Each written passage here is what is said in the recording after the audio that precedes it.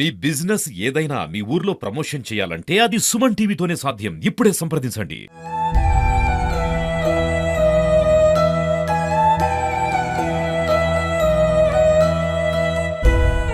మహబూబ్నగర్ జిల్లా ముసాపేట మండలం ఏమ్లలో గత 3 రోజుల కిందట ప్రవళిక హత్యకు సంబంధించి వాళ్ళ వదిన ప్రస్తుతం మనతో ఉన్నారు. అసలు ఆ రోజు ఏం జరిగిందని కూడా ఆమెను అడిగి మాట్లాడదాం. చెప్పండి అమ్మా, ఆ రోజు మీరు అసలు ప్రవళికతో పాటు మీరు ఉన్నారంటున్నారు, అసలు ఏం జరిగింది? యాక్చువల్లీ ఎలక్షన్స్ తర్వాత ఇక్కడ మాకు సంబరాలు స్టార్ట్ అయినాయి సార్. సో సంబరాల్లో అందరు ఉన్నాక ఇక్కడ డీజే పెట్టారు. నేను ప్రవళిక కూడా చూడడానికి వెళ్ళాం సార్. ఇక్కడ చూసి ఇంటికి వచ్చాము. ఒక 10-15 నిమిషాలు చూసి ఇంటికి వచ్చాం. తను నాతో పాటు ఇంటికి వచ్చింది. మా ఇంటి దగ్గర బయట కూర్చుంది. నేను వంట చేసి వచ్చినారని చెప్పి నేను ఇంట్లోకి వెళ్ళి వంట చేస్తున్నా. తను బయట ఫోన్ మాట్లాడుతూ కూర్చుంది. సో నేను వంట చేస్తూనే ఉన్నా. తను ఇంటికి వచ్చిందంట. ఎప్పుడు వచ్చిన విషయం తెలియదు. నాకు కూడా చెప్పలేదు తను ఇంటికి వస్తున్నట్టు. వాళ్ళ ఇంటికి వచ్చి వాళ్ళ నాన్నతో నేను అమ్మని తీసుకొస్తున్నాను అని చెప్పి వెళ్ళిందంట.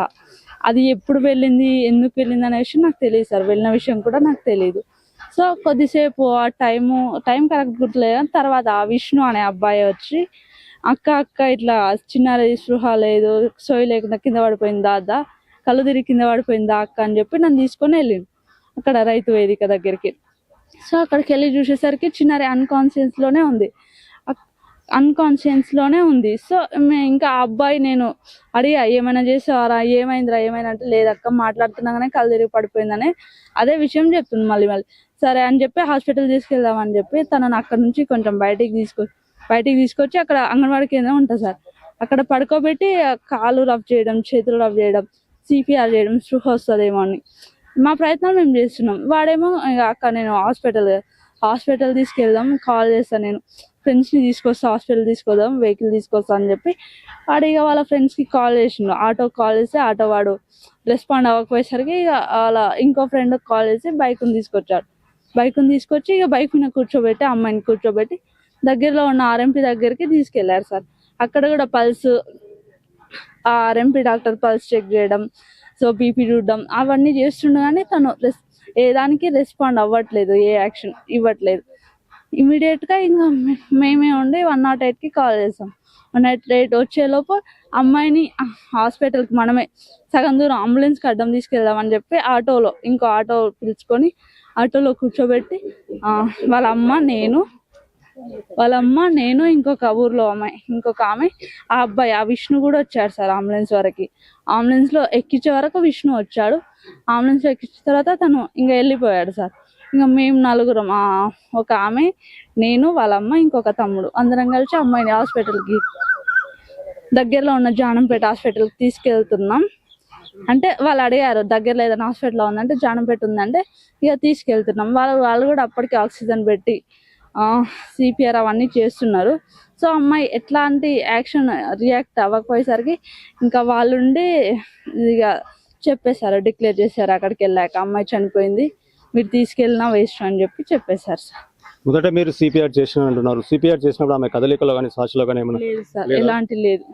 అంటే అప్పటికే ప్రవళిక చనిపోయింది అంటారా? అది తెలియదు కదా సార్, తెలియకనే నేను సిపిఆర్ అవన్నీ చేస్తున్నాను. అయితే మీరు బాత్రూమ్ దగ్గర అయితే లేదు సార్. అయితే ఆమె వెళ్ళినప్పుడు ఆమె బాత్రూమ్ దగ్గర పడి ఉన్నదా, లేకపోతే రైతు వేదిక బయట ఉన్నదా? బాత్రూమ్ దగ్గరే పడింది సార్, బాత్రూమ్ దగ్గరే పడింది. అంటే మీరు అక్కడ ఇప్పుడు ఏదైతే విష్ణుతో పాటు ఇంకెవరన్నా గమనించారా అక్కడ ఏమన్నా? అక్కడ నాకైతే ఎవరు కనిపించలేదు సార్. వాడొక్కడే నన్ను వచ్చి తీసుకెళ్ళిండు, వాడే ఉన్నాడు. అమ్మాయిని హాస్పిటల్ అంబులెన్స్ లో ఎక్కించే వరకు ఇంకా వాడొక్కడే కాకపోతే వాళ్ళ ఫ్రెండ్స్ హాస్పిటల్ తీసుకెళ్ళడానికి కాల్ చేసినప్పుడు మాత్రం బైక్ మీద ఫ్రెండ్స్ వచ్చారు సార్. అయితే పోలీసులు అక్కడ ఆమె వెనుక సైడ్ ఆమెకు గాయమైంది, ఎలా దానికి మీరు చూసారా మొదట? నేను చూడలేదు సార్, అసలు తెలియదు సార్ ఆ విషయం కూడా నాకు. ఆమె అక్కడ ఏదైతే బాటిల్ ఉన్నాయన్నారు, చీకట్లో ఉన్నారు, ఏదో ముళ్ళు గుచ్చుకున్నాయని అంటున్నారు. వాటి గురించి నాకు ఆ నైట్ లో ఏం తెలియదు. మార్నింగ్ మాత్రం ఇక ఫ్యామిలీ అందరు వచ్చి బాడీని చూసి అదంతా చేసి మళ్ళీ ఆ రైతు వేదిక దగ్గరికి అసలు ఏమైందని వెళ్తే అక్కడ ఆ బ్లడ్ మార్క్స్, ఆమె చున్నీకి ఉన్న రక్తము అవంతా కనిపించింది. ఇంకా ఆ కింది ప్లేస్ ఇంకోటి అన్నారు, అవన్నీ ఆ ప్లేస్ వరకు కూడా మేము చూసుకోలే, ఇంకా అంతవరకే చూసుకొని వచ్చేసినాం సార్. ఇప్పుడు మీరు పోలీసులకు అంటే ఏం చెప్పారమ్మా? పోలీసులకు మీరు చెప్పారంటున్నారు, ఏం చెప్పారు? ఇదే సార్ జరిగిందే చెప్పాను.